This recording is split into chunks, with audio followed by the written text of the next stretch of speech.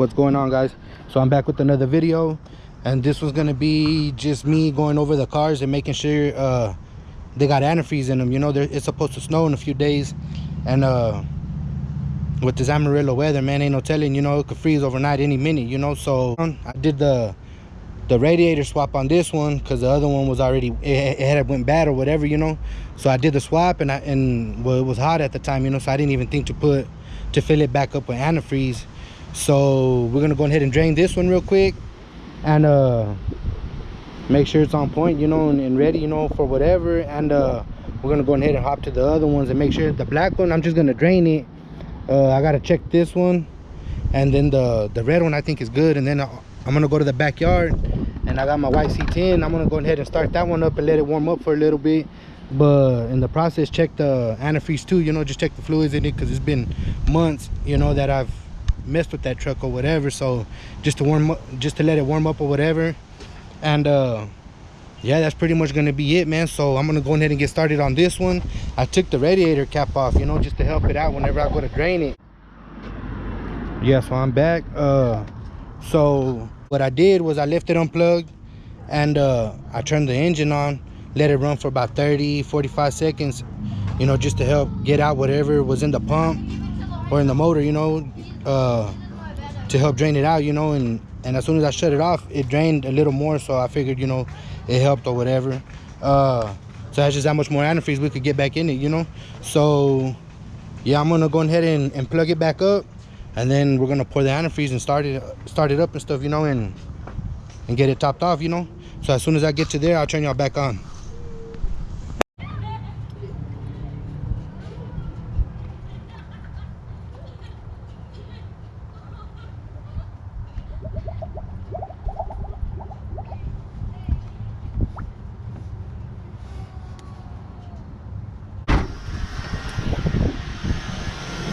So what I did was turned it on, and then I turned the heater on. I turned the heater on, that way it could pump through the heater core and all that, you know. So oh yeah, it went down right there. Yes sir.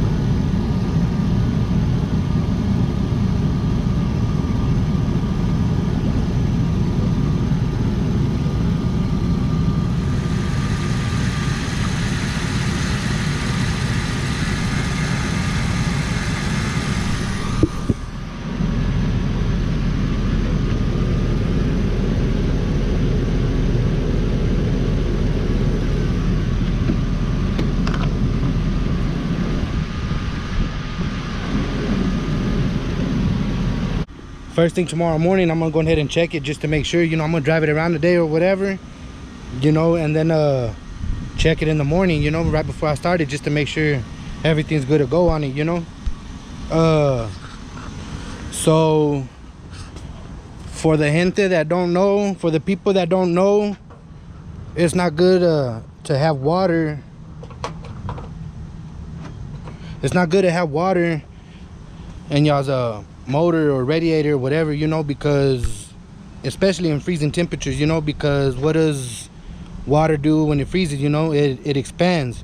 So that's gonna mess a lot of stuff up, man, whether it's the motor or the heater core or anything that got to do with the water system on a motor in the car or whatever.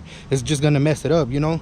It's gonna expand, it's gonna crack stuff's gonna break, you know. It's gonna stop you from moving around, you know. I've seen some people where they end up scrapping the whole car just because they don't know how anyways, you know. They don't know how to fix the problems that stuff like that give them, you know. So yeah, I'm just gonna check them over, man. And that one needs some, so I'm gonna check that one. I'm gonna top that one off. I'm gonna start it. I'm gonna leave that like that right now. Let that one run a little bit. So I'm gonna need a screwdriver.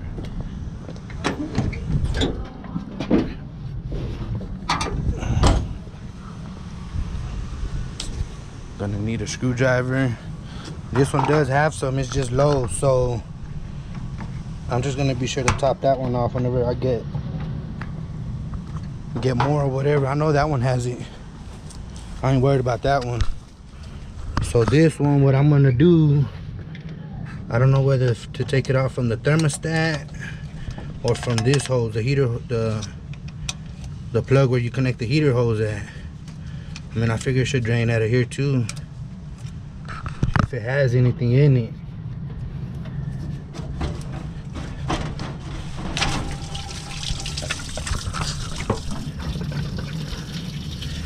Yeah, you see? That one looked a little watery, so.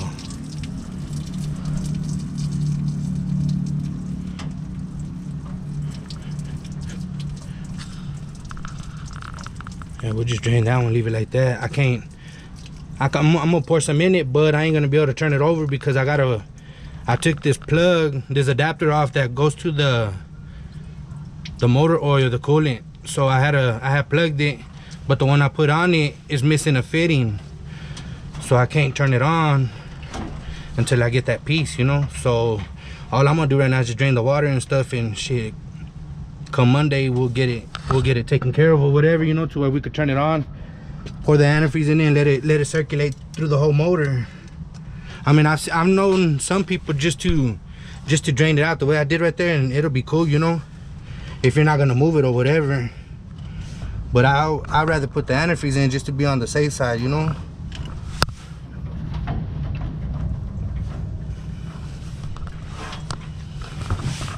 So that's what we're gonna do.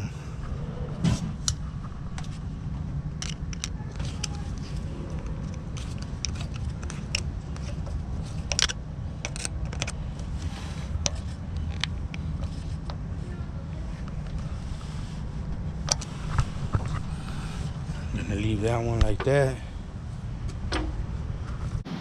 Got it drilled in pieces on. I got the screws and everything. It's just doing it, I guess. Knock that out. That one's good.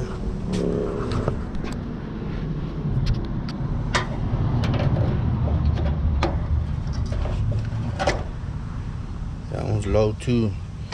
So I'm gonna crack open that other jug real quick, and I'm gonna turn y'all back on.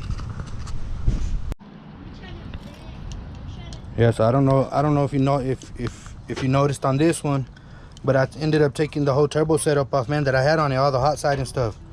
You know, man, I got a brand new radiator and stuff on it. You know, the setup had low miles, you know, and cammed out. Good transmission, converter. The rear end was done. And it just didn't make no sense for me to have it parked here, man, waiting on the other stuff, you know. I figured I wanted to go ahead and play with this, so I took it off for now. And actually got on it last night. And it did pretty good, man. I was surprised with it. So, yeah, we're going to just use it up like that. And then see what happens, you know, go from there. I'm gonna still gather up the stuff I need for the turbo setup, but that's gonna take time, you know what I'm saying? So back on point. We're gonna pour this antifreeze in there. Gonna go ahead and get it topped off.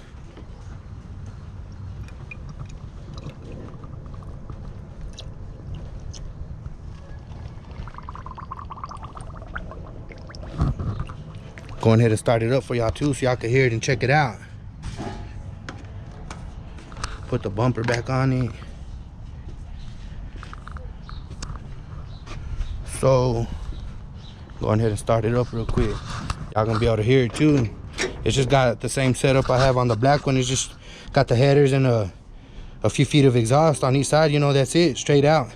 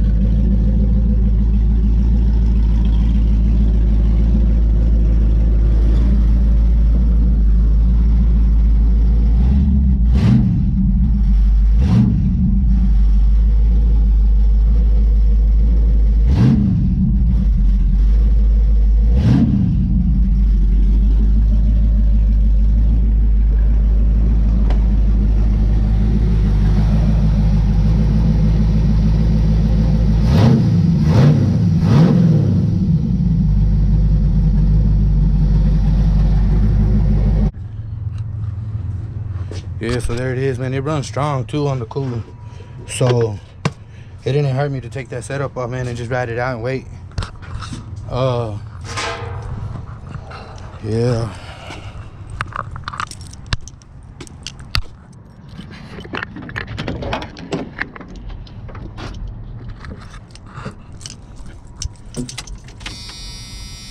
This one I ain't turned it on since yesterday.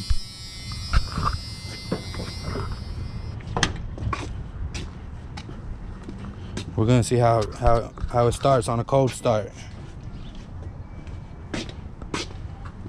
That's it. Every time I do the timing on one of those, man, I don't ever use a timing light or nothing. It's always by sound.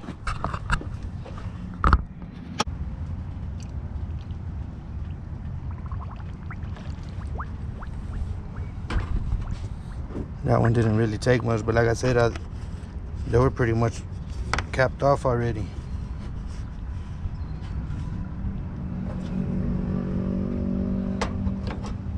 Go ahead and turn it on, turn the heater on. I mean, I've been driving this truck, you know, so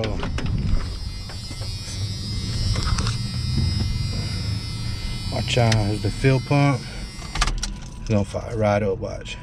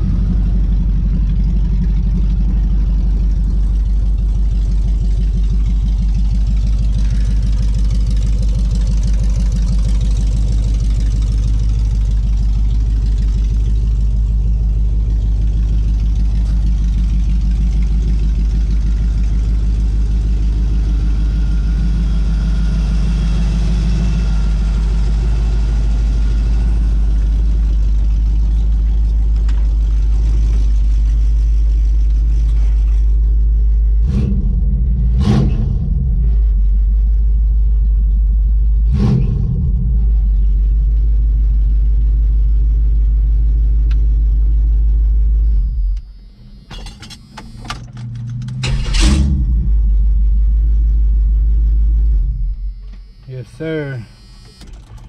Hey, so real quick, man, what y'all think about that time guessing for this truck the other day, or the last two videos I posted? It was actually on my turbo truck.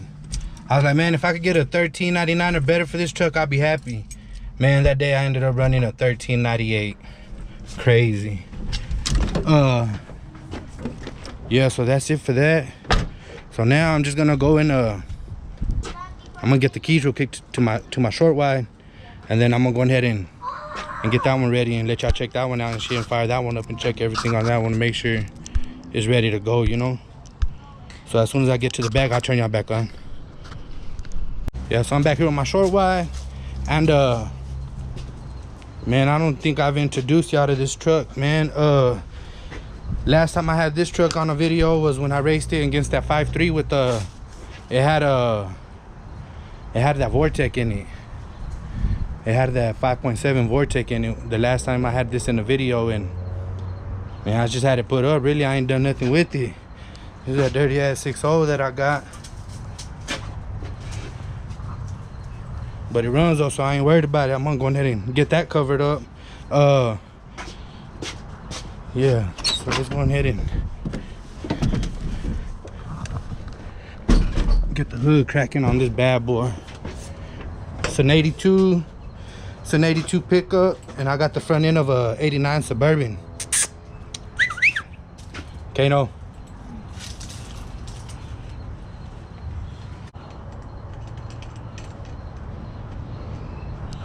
Yeah, so this is my 82 short wide. This is the motor. I had it in videos probably damn 10 years ago, but man, I just got it in here, man. I don't even mistreat it no more or nothing. I put it on this 2020 the other day. It was a crew cab Chevy, and it wasn't ones that came out with that two-tone paint job. Well, anyways, I put it on one of those the other day, and that truck was sounding nice, you know. But that was the only time I got on it in this truck with this motor, you know. But it's bone dry. Like I said, I ain't turned it on in like 6-7 months.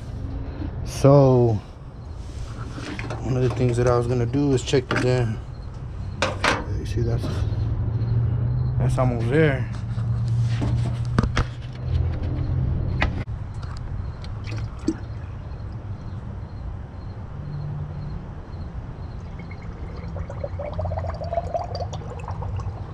That 4-core radiator was a little thirsty, wasn't it? Yeah, it's bone dry, man, so it might take a while to turn on, but it will start.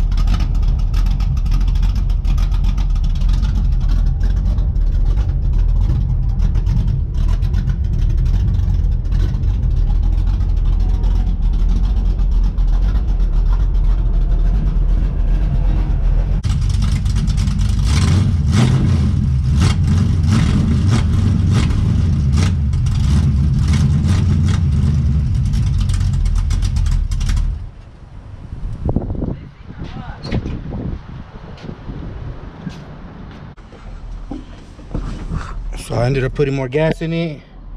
Now I'm gonna see what it does.